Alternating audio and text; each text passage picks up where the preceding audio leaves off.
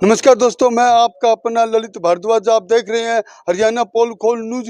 इस समय हम हांसी सचिवालय के अंदर खड़े हैं और आपको बता दें कि हांसी जिला पुलिस मुख्यालय के एसपी अमित यशवर्धन जी अभी प्रेस कॉन्फ्रेंस करने वाले हैं, बड़ा खुलासा करने वाले हैं। आखिर क्या है वो आपको दिखाएंगे। क्या कहना है एसपी महोदय का और किस मामले को लेकर प्रेस कॉन्फ्रेंस की जा रही है, वो पूरी तस्वीर आपको दिखाने का काम करेंगे। 4/2025 को एफआईआर नंबर 279 दर्ज हुई। सिटी थाने के अंतर्गत ये एफआईआर दर्ज की गई थी। शिकायतकर्ता इसमें प्रवीण गोदारा हैं। उन्होंने ये बताया कि पवन नाम के एक व्यक्ति से दिल्ली के अंदर उनकी कपिल अग्रवाल और हर्ष अग्रवाल दो व्यक्ति से मुलाकात हुई थी। तो उन्होंने आश्वासन दिया कि मैं लोकसभा की टिकट आपको दिलवा दूंगा। उसके बाद उनकी एक मीटिंग नॉर्थ एवेन्यू के अंदर एक हरपाल सिंह और एक आशीष पाठक नाम के व्यक्ति से मुलाकात होती है।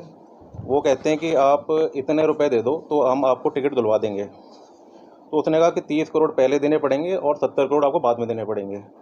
तो इस दरमियान जब उनकी मुलाकात हुई, 20 करोड़ 70 करोड़। हाँ 30 करोड़ एडवांस दे देंगे और 70 करोड़ बाद में दे देंगे। सर यहाँ भी नहीं। कंफ्यूजन में आ गया। करोड़ का नहीं होता है।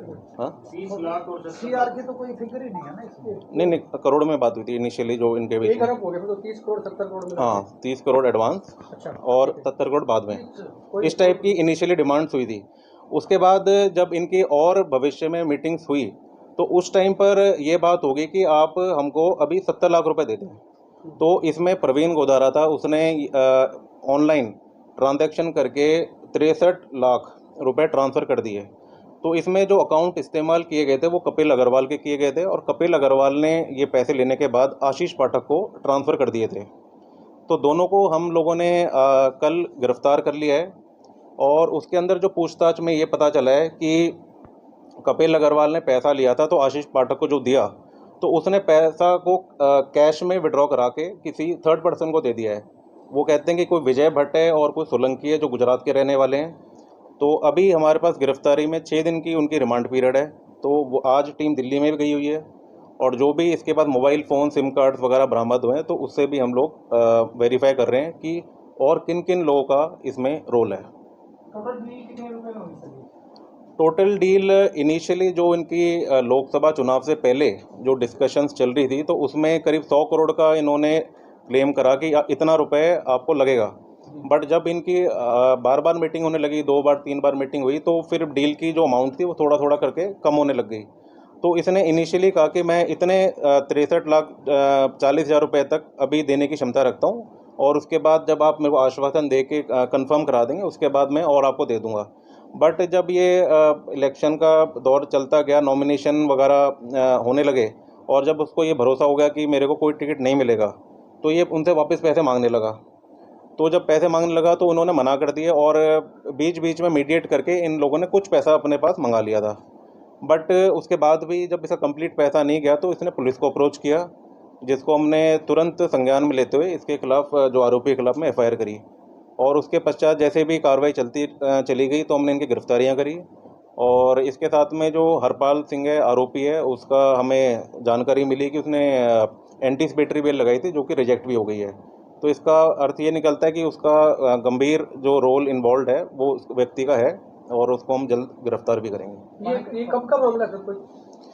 ये जैसे कि जो आम चुनाव हुए थे पिछले वर्ष हुए थे करीब अप्रैल मई में हुए थे, तो ये बातें जो चली थी जनवरी फरवरी दिसंबर के माह में ये बातें चालू हुई कहाँ थी। से टिकट मांगते थे? यहाँ से लोकसभा क्षेत्र, हिसार लोकसभा क्षेत्र से टिकट मांगते थे जी, ये हिसार लोकसभा सीट के लिए ही ये प्रयास कर रहा था। इसी संबंध में ये दिल्ली में एक राजनीतिक दफ्तर में जाके इसकी अन्य लोगों से मुलाकात हुई, जिसमें उन्होंने ये इस तरीके से अपनी छवि बनाई कि ये बहुत ही उच्च स्तर के राजनीतिक लोगों से संपर्क रखते हैं और उस भरोसे को ध्यान में रखते हुए ये उनके जानकारी में आता चला गया और जब उन्होंने डिमांड्स करी तो उसी अनुसार इसने राशि भी ट्रांसफ़र कर दी। सर इन लोगों का कनेक्शन जो है बीजेपी से है, इन लोगों का जो आरोपी है इनका भी कनेक्शन, क्योंकि ये जो खुद जो नेता है जो मुद्दई है ये बीजेपी से ताल्लुक रखते हैं। अब इसके अंदर जैसे कि हमने आरोपियों को पकड़ा है तो ये क्लेम करते हैं, अब राजनीतिक पार्टी से हम जो जुड़े हुए हैं तो उसमें हम इनके रिकॉर्ड्स वगैरह ले रहे हैं कि भाई ये किस प्रकार से और किस कैपेसिटी में उस पार्टी से जुड़े हुए हैं, वेरीफाई करवाने इस चीज़ को। सर इनके तार गुजरात से जुड़े हुए हैं जी, गुजरात से तार हाँ, इसमें जैसे कि ये बता रहे हैं कि जो हमारे साथ में आशीष पाठक है, तो उसके पास जो पैसा आया था मतलब कपिल अग्रवाल के अकाउंट के माध्यम से, इसकी एक ब्लू पैक करके कोई कंपनी है, एक आईटी कंपनी है जिसमें करंट अकाउंट चलता है, तो वो आशीष पाठक के नाम ही रजिस्टर्ड है। और फिर इसमें जितनी भी राशि आई थी तो उसी के अकाउंट में आई थी जो उसके नाम है। और उसके बाद जब इसने उसका कैश विड्रॉ करवाया, तो इसका कहना ये है कि मैंने इन दो व्यक्तियों को जो गुजरात से संबंध रखते हैं उनको दे दी, क्योंकि उसको ऐसा लगता था कि वो लोग भी राजनीतिक पार्टी में काफ़ी उच्च स्तर के लोगों को जानते हैं। तो ये एक तरीके से चेन बनी हुई है कि आशीष पाठक ने शिकायतकर्ता को एक आश्वासन दिया कि मैं बहुत उच्च स्तर में पार्टी को जानता हूं, और वो किसी ऐसे व्यक्ति को जानता था जो किसी राजनीतिक पार्टी में उच्च स्तर की जानकारी रखता है। इस प्रकार से इनका कमीशन वगैरह और चेन एक बनी हुई थी। सिंडिकेट नेक्सस है क्या? जो प्राइमा फेसाई देखने में तो ऐसा ही व्यतीत होता है कि ये एक नेक्सस है, और जो इसमें आशीष पाठक है वो एक थोड़ा काफ़ी मास्टरमाइंड किस्म का व्यक्ति है, जो कि अपनी पहचान का दुरुपयोग करके अलग अलग लोगों से संपर्क बनाता है, दफ्तरों में बैठता है, राजनीतिक दफ्तरों में बैठता है, जहाँ पे ऐसा अपने आप को प्रकट करता है जैसे कि कोई बहुत ही ऊंचे स्तर पे राजनीतिक दल में मामला जानकारी रखता है। बीजेपी का ही है ना सर? हाँ, अभी जो प्रारंभिक जांच में तो यही मालूम होता है कि मतलब इस किसी पार्टी नेता के नाम भी उन्होंने लिए हैं कि भी फलां नेता बीजेपी के कोई बड़े नहीं नेता ऐसा कोई नाम नहीं लिया। ये तो बस कहीं बीच बीच के लोगों से जानकारी रखते थे और उन्हीं का आश्वासन देके ये क्लेम करते थे कि जी हम एक प्लेन सा क्वेश्चन है, जी ब्राइब देने वाला जी मतलब इसमें सेक्शंस वगैरह जो हमारा प्रिवेंशन ऑफ करप्शन एक्ट है तो उसमें प्रोविजंस सब प्रकार के दिए हुए हैं। तो इस वाले जो पर्टिकुलर केस में है कि हम ये रोल एग्जामाइन कराएंगे कि भाई वो जानकारी रखते हुए इस प्रकार की राशि दे रहा था, कि मतलब उसको इस तरीके से दर्शाया गया कि ये वैध तरीका है जिस प्रकार से किसी टिकट को हासिल किया जा सकता है, और उस प्रक्रिया का एक ये हिस्सा बन गया।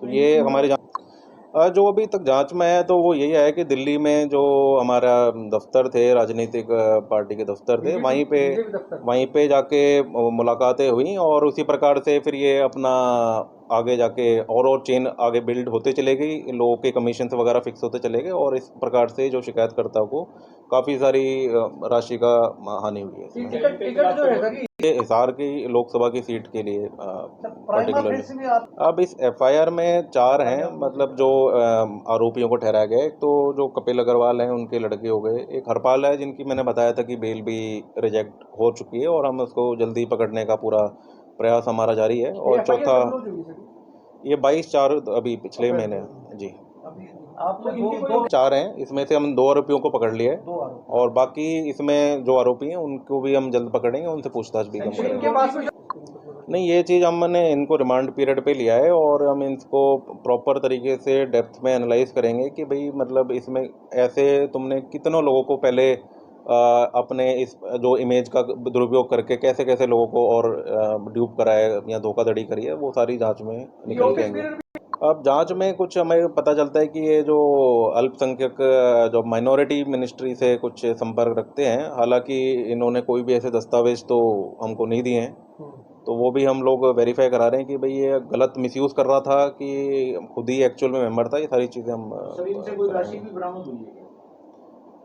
इनसे कोई अभी तक राशि बरामद नहीं हुई है। इनसे शुरुआत में जब हम कंप्लेंट के स्तर पे थे तो इन्होंने कुछ राशि फॉर्मल चैनल से इन्होंने ट्रांसफ़र कर दी थी, मगर हमारा कोई उस प्रकार का काम नहीं होता है, हमारा लीगल एक्शन लेने का कार्य होता है, तो हमने उसी तहत एफआईआर दर्ज करके लीगल एक्शन लिया। ये जो मीडिएशन का काम है कोर्ट का काम होता है, तो कोर्ट के माध्यम से जो भी बरामदगी होनी है वो वहीं से करवाई जाएगी। ये कल गिरफ्तार किए गए थे, तो 6 दिन की रिमांड पीरियड पे चल रहे हैं। ये एक जो आशीष पाठक हैं, ये तो गुड़गांव के सेक्टर 4 से गिरफ्तार किए गए हैं, जो किराए के मकान पे रहते थे।